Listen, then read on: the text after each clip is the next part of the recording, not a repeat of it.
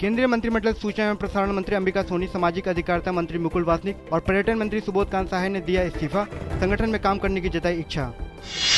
सूचना एवं प्रसारण मंत्री के पद से इस्तीफा देने के बाद अंबिका सोनी ने कहा है कि मौजूदा समय में देश में है बहुत सी चुनौतियां, कहा जनता को है कांग्रेस से ढेर उम्मीदें।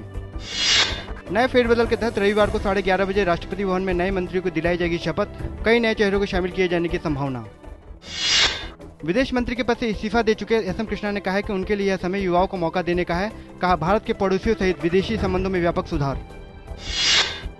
भाजपा अध्यक्ष नितिन गडकरी को राष्ट्रीय स्वयं सेवक संघ द्वारा संरक्षण दिए जाने के आरोपों का खंडन करते हुए आरएसएस ने कहा है कि इस मुद्दे पर भाजपा को लेना है फैसला, कहा सिर्फ आरोपों के आधार पर नहीं छोड़ना चाहिए पद। भाजपा की वरिष्ठ नेता सुषमा स्वराज ने कहा है कि पार्टी अध्यक्ष नितिन गडकरी पहली सरकार से कर चुके हैं जांच की मांग, ऐसे में सरकार को जांच कर सच्चाई को लाना चाहिए बाहर।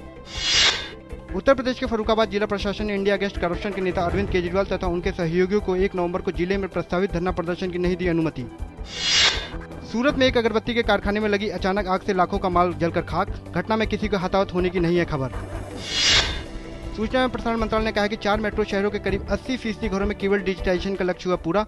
मुंबई में हुआ 100% डिजिटाइजेशन, जबकि चेन्नई में 61% ही हासिल हो सका लक्ष्य। दिल्ली मेट्रो प्रमुख ने कहा दीपावली से एयरपोर्ट मेट्रो फिर हो सकती है चालू, डीएमआरसी ने रिलायंस इंफ्रास्ट्रक्चर को राहत देने से किया इंकार। किंगफिशर एयरलाइन के चेयरमैन विजय माल्या ने कहा कि उनके एयरलाइन के कर्मचारियों के वेतन से संबंधित मामलों के निपटारे के लिए उन्होंने हमेशा किया है प्रयास। गौरतलब है कि वेतन न मिलने के विरोध में पिछले 29 सितंबर से किंगफिशर के कर्मचारी हड़ताल पर चले गए थे। इटली के पूर्व प्रधानमंत्री सिल्वियो बर्लुस्कोनी को कर चोरी के आरोप में 1 साल की सजा, बर्लुस्कोनी अदालत के फैसले के खिलाफ करेंगे अपील। सीरिया में दमिश्क के दक्षिणी हिस्से में एक कार बम में हुए विस्फोट में 5 लोगों की मौत, घटना में 32 लोग घायल। सुरक्षा अधिकारियों के मुताबिक बम हमले में पुलिस अधिकारी और उनके परिवार के लिए बने आवासीय भवनों को बनाया गया निशाना। म्यांमार के रखाइन प्रांत की 7 बस्तियों में पिछले कुछ दिनों में हुई सांप्रदायिक हिंसा में 67 लोगों की मौत, 95 अन्य घायल। इस हिंसा में करीब 2800 मकानों को जला दिया गया। रखाइन के सरकारी प्रवक्ता ने बताया कि इस हिंसा में बौद्ध, रखाइन और मुस्लिम रोहिंग्या समुदाय में थे शामिल।